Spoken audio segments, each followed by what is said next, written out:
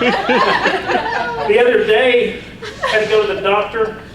What a nightmare. I had an issue with my leg. I had to get an ultrasound. My wife and I went in. In every doctor's office is the same. You got this little bitty frozen room the size of a closet. And you go in there and you got to put on that gown. You know that one I'm talking about? I mean, let's call it what it is.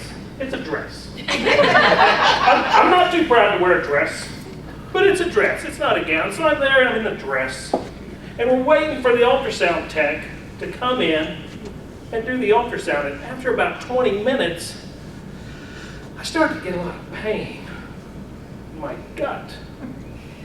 When I say pain, what I really mean to say is pressure. When I say pressure, what I really mean is gas. But I'm in this little bitty room. I just can't turn this thing loose.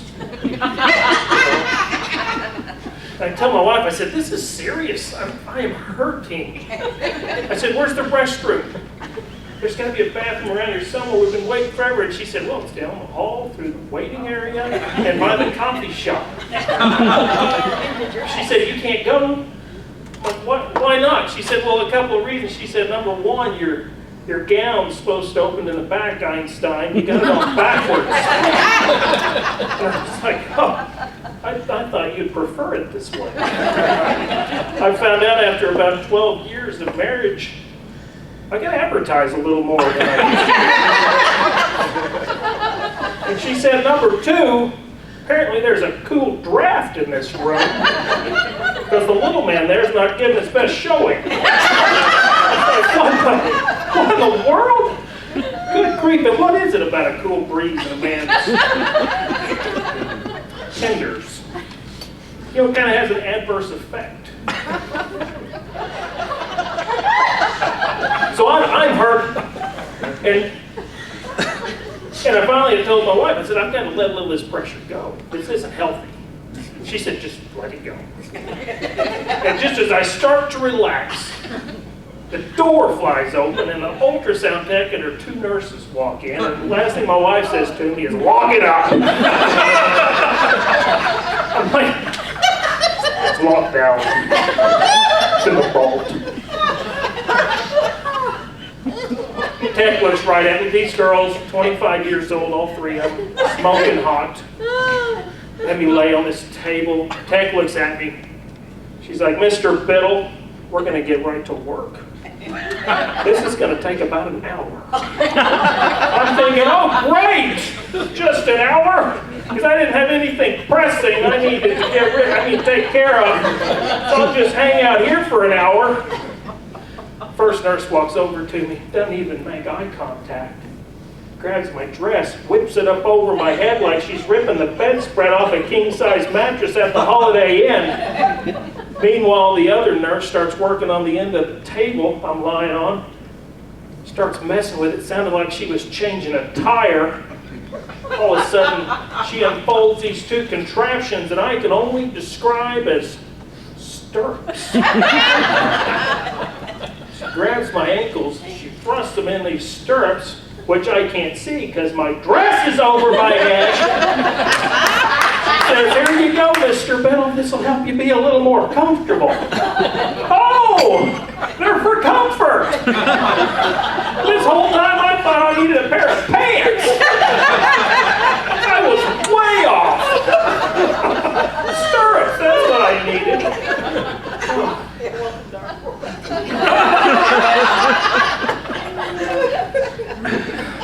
They said, lay back and relax. Okay, yeah. I'll just lay back here and try to find what's left of my dignity. Oh, here's a shred. Here's a shred of dignity right here. No, wait, that's a thread from the hem of my dress. Finally, they turn out the lights. Thank goodness, because there was a cold breeze hitting me from about 7 different directions. It's ridiculous. All of a sudden, I see a light dancing in the room. I'm like, what's going on here? There's a light in the room. Look at that. This light's dancing around the room. I look up. Hey, ladies, what's going on down there? There's a light in the room. all of a sudden I get blinded by this light. This tech looks at me and I'm just like, what's going on? Is that a headlamp? Oh my heavens. That is it. What are you doing, little lady? You going cave exploring? Oh no. I lay back, I realized this could be the longest hour of my life.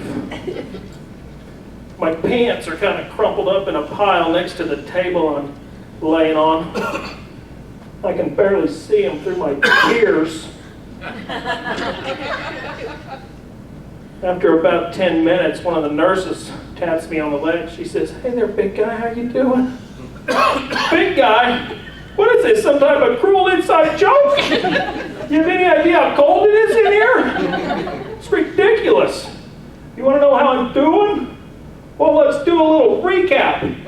Let's see here. I'm wearing a dress, and it's pulled up over my head. My feet are in stirrups.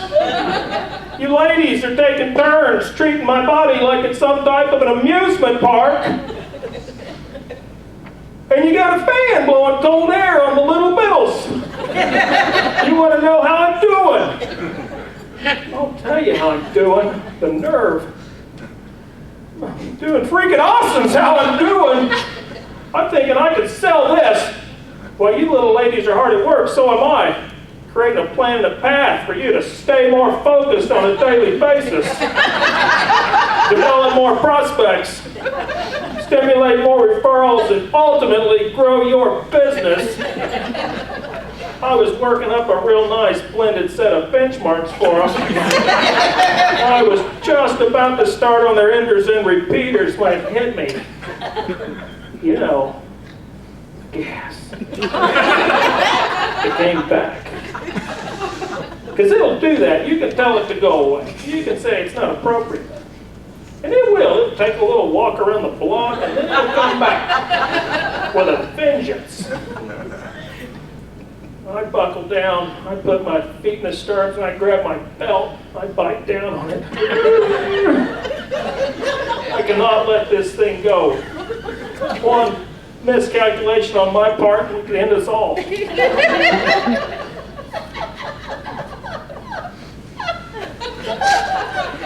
Finally, the tech looks up at me. She says, "Mr. Bittle, Nic, sweetie, I'm going to need you to help us a little bit." I'm like, "Oh, great, yeah, I'll help you, whatever I can do. Forget that it's taken 6,000% of my energy and concentration here just to keep you alive. Yeah, what can I do to make your life a little easier?" She said, "Nic, we need you to force a little bit of blood into that leg so we can get a better reading with this ultrasound. So when I count down from 3 to 0, I'm going to need you to hold your breath. Tear down. And push." At this time, my wife is laughing out loud at me while simultaneously scooting her chair away from me. She knows. Then the text says 3. They say, they say right before you die, your life flashes before your eyes in pictures. I'm wondering if those little ladies are seeing those pictures right now. I don't have any idea what's going on. What are these pictures? 2. I'm most concerned about the girls between the stirrups. Because they are right in the old line of fire. They're staring death right in the old eyeball. Was that across the line? I apologize. I thought I crossed the line about 6 minutes ago, but you guys are pretty warped. 1. Now I'm most concerned about the ultrasound tech. She's just been working away, just working that wand away. That pretty little hand's got a latex glove on it, and I'm pretty sure when she says 0, that's going to spark a chain of events that's going to cause that glove to be heat shrunk to her hand. I'm afraid they're going to call her the Claw.